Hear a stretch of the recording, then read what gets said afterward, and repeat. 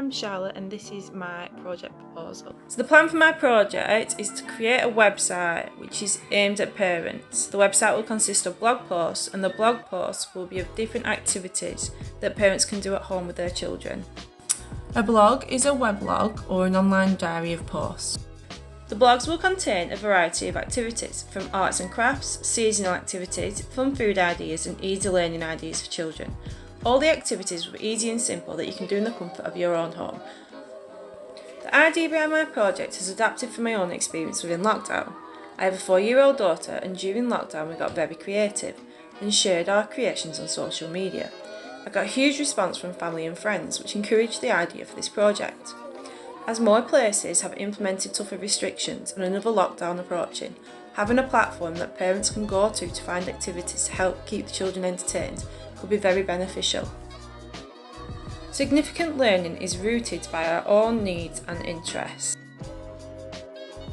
It shape our internal values, therefore it is important that I avoid design in isolation and ensure that there is a desire for my project. I decided to approach a group on Facebook that I am a member of called The Motherboard, where parents, mainly mothers, share tips, questions, or anything really to do with children. I thought this group would be the perfect audience for my project, so I asked the group if anyone would be interested in a website with blogs of activities for children. I received quite a few responses and suggestions of what they would like the blog to include. For our race states that the first aspect to emphasise is to ensure that the educational practice is a necessary dimension of social practice. So the internet and other technologies honour multiple forms of intelligence and present incredible opportunities to design new learning environments that enhance natural ways that humans learn. An advantage of using technology is that more opportunities are created for interactivity and learner control.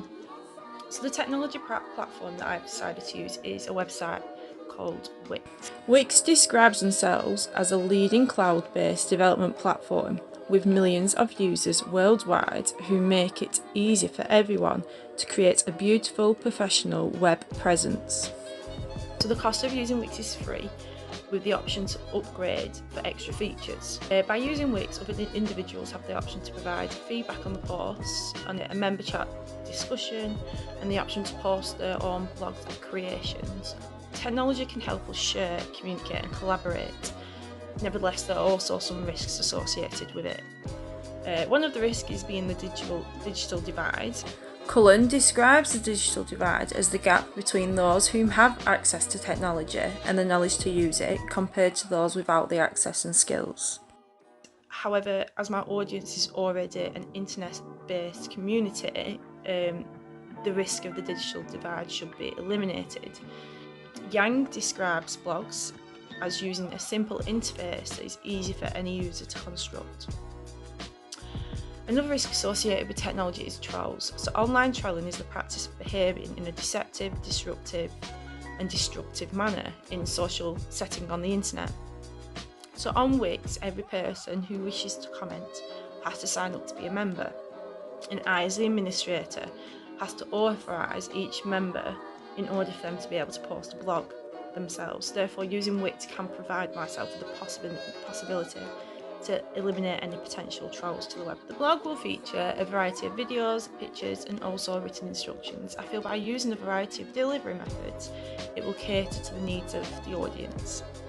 The videos will allow the audience to visually see the activity whilst also being able to refer to the written process.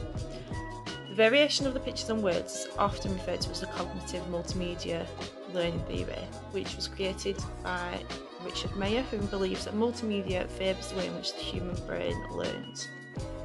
However, I do not intend to be the only author of the blog posts, and therefore it will be down to the other parents and how they wish to display their own instructions. The idea is to create an online community of parents focusing on activities with children. A community includes elements such as familiarity, trust and openness, and the Motherboard group already is a community of people that have come together, and we all have one common thing, which is children. Therefore, I knew this community of people could have a high interest in the children's creativeness. So coming together with an interest in learning can also be described as a community of practice. Gray describes an online community's practice as supporting collaborative learning that enriches performance, both for individual knowledge construction and group knowledge construction. So a successful community practice is one in which the contribution of each member is highly regarded. So a main advantage of an online community practice is there is a connection across geographical barriers and time zones. Therefore, anyone at any time can have access and contribute to the community, a platform for people all over the world to exchange knowledge and localise new information. So as an online community is the learner-driven environment. Shifting from a teacher-centred to a learner-driven environment is said to make lifelong learning more important.